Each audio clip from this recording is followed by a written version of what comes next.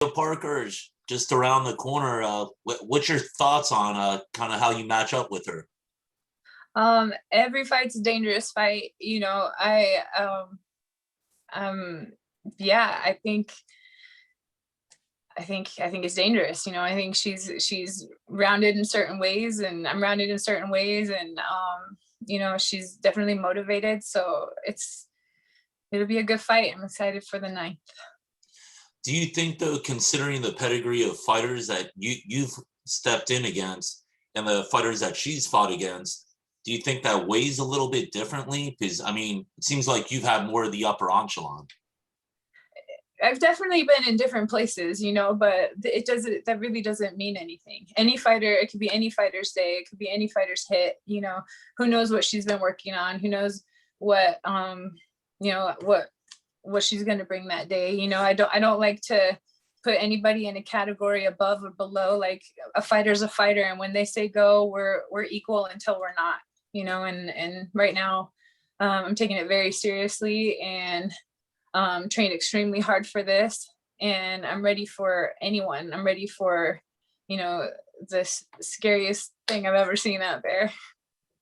What's your thought on opponents, though, sometimes where you got fighters that maybe they're a little bit more hungry coming off of a loss, or maybe they become a little bit more complacent when they're on a winning streak and maybe don't become as aggressive?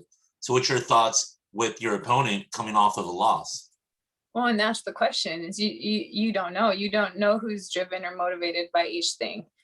Some people, yeah, they have something to prove after they lose. Some people, they lose some confidence, and you never know. So you have to fight everybody the same. You have to come out expecting them to be their absolute best, and for them to be wanting to kill you, and you to have to figure them out. And I'll never be able to tell ahead of time how somebody is feeling about how they've been doing. You have to fight them all the same, because everybody's, again, they're dangerous. And that's something that I guess will be like the filling out process during the fight, obviously. Yeah, I'm sure.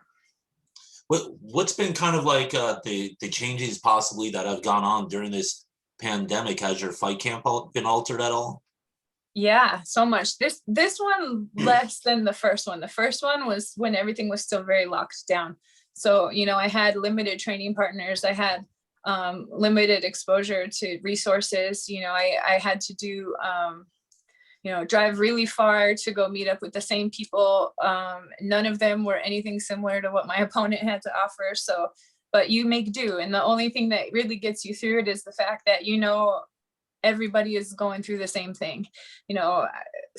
She might have to, be armbarring her couch, a whole training camp, because you can't go anywhere else, so it's just, that's where it really comes down and shows you who's a fighter, who's a real fighter, because you can train however you want, but once you get in there, that's what matters. What do you do? How does it work? So yeah, it was tricky. It was really hard not having more bodies. It was hard not being able to drill the things that I felt I needed to do. But this time around, it's been different. Everything's been good and normal. I've had everything that I've possibly needed. It went smooth, and I think especially going through the first one and having that be the one that was so stressful, and then getting through it and seeing like, okay, this can work.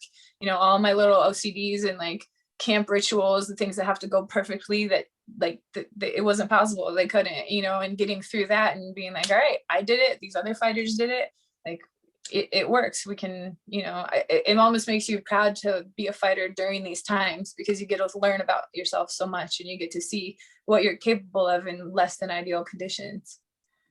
But it never got to the line like you had to be like Rocky chasing a bunch of roosters or anything like that. I mean, I was wrestling on the beach. Oh, there you go. Yeah. What else? I feel like there was a lot of crazy stuff. Yeah. Yeah, just having to go against people that were just unrealistic was kind of tricky. And then so you take what you could get, obviously. Yeah, I mean, if all you can get out of a whole situation is that you got to sweat and your cardio will be better tomorrow than it was the day before, like, cool. you take what you can get and just trust in your soul that you're a fighter, you're a warrior, and like whatever, you still have your shield and your sword. So you just go. So, I mean, would you say things are more or less back to normal then in this camp?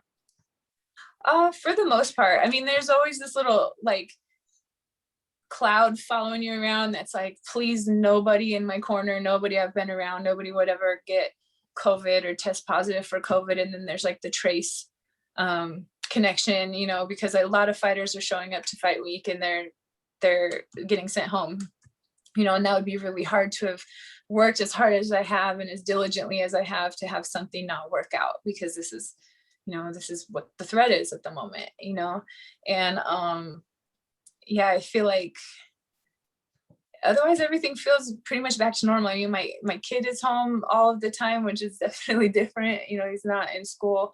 So having those moments of like when you get home and you just get to rest are not really there, because it's, teaching and homeschooling and making lunches and, doing everything that you need to do to be a parent. There's just more hours of that with them not being at school for some of the day. But yeah, it's been all right. I feel like this one was much more manageable and normal because I know what to expect.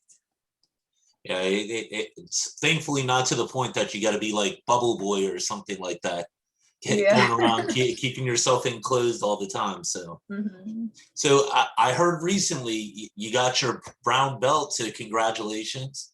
Thank you. Yeah, it was a really big deal. Did you guys get to celebrate at all? I mean, that's quite an accomplishment. It doesn't happen like even in a year's time. That's a long time coming.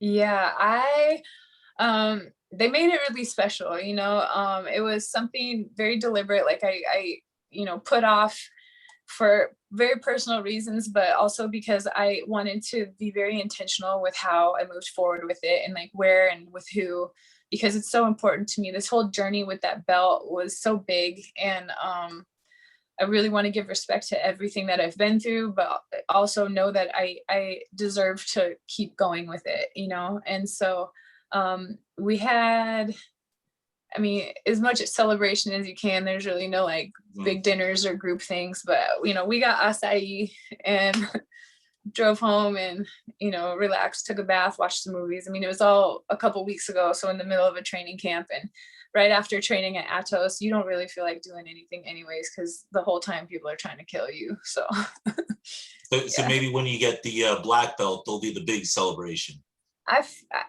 This one, yes, I feel like the black belt's a bigger celebration. This one was much more internal. It was deeper on a level between me and myself. So it didn't need to be this like huge big ordeal as far as that goes. What it was like being okay, and being okay with some closure and also being excited. And I had to earn it. Like I had that purple belt for like 11, 12 years, and throughout that time, there's all kinds of people offering me to promote me. And it's just like, it's bigger than that. Like, it's really important how this goes and where I go to get it and what that looks like and when I'm ready. And yeah, I took a really long time.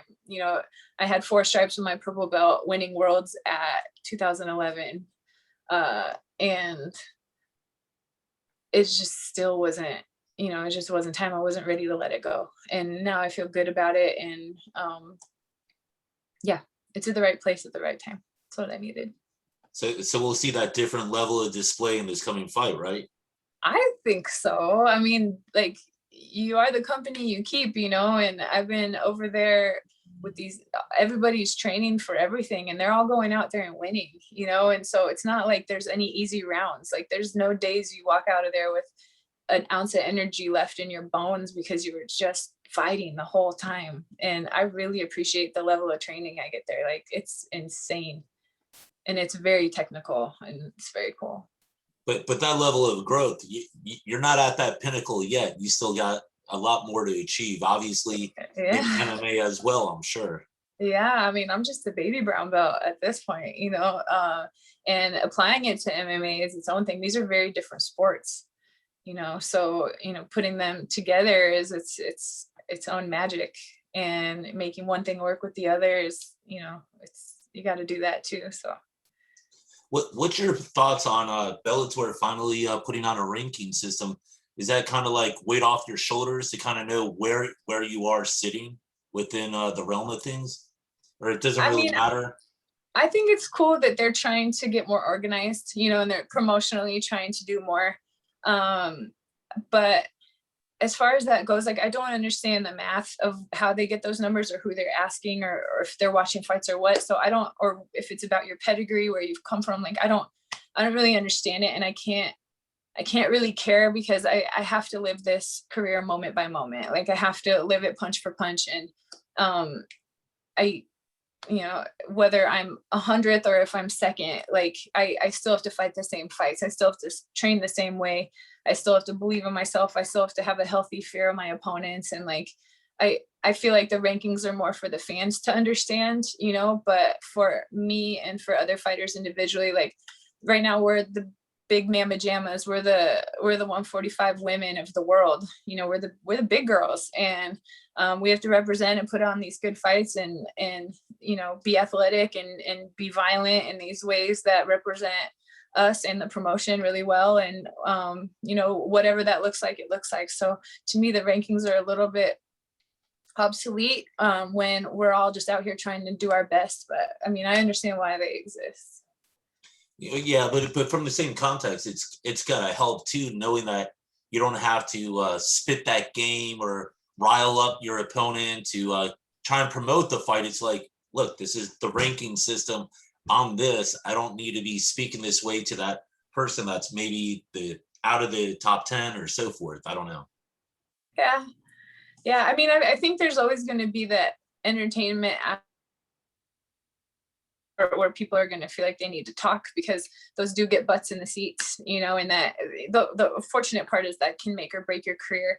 And a lot of times when, the people are being wild and negative, I mean, negative where they're little shit talkers and stuff like that, that does get promoted better, because it is living up to a stereotype that people want to believe. It's a narrative, and it's like, it's fun, it's fun, where someone's a bully or a bad guy, or even the good guy that can whip people's asses, or the nerd, or you know what I mean? Like, Yeah, that individualism is still very cool, because people like to identify, myself included, So I do think it's good for Bellator to have a ranking system. I think, I don't know if it's written off of, I don't know where it's written off of, but if it is written off of like your Bellator exposure, I have one fight in Bellator and that's it. So I guess that explains my position.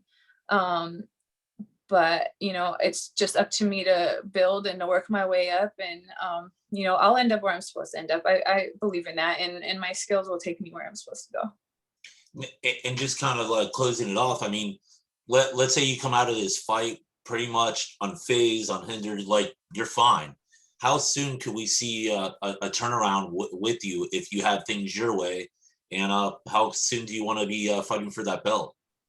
When I fight, I want to maintain, the more time that I get in between fights, the more I kind of forget what a fight camp is like, and I kind of forget what a fight is like, and I kind of forget what a weight cut is like. And like, I don't really like forgetting, because then it's a shock when I get back into it the next time. So I guess that being said, I'd like to kind of maintain, maybe take a little bit of time off, let my body heal from whatever, and then turn around and just stay healthy and stay, fit and ready for it, and try to do something, maybe another thing before the end of the year. Awesome. Well, hey, I really appreciate your time, and looking forward to that fight. I mean, it's pretty close. Yeah, next week.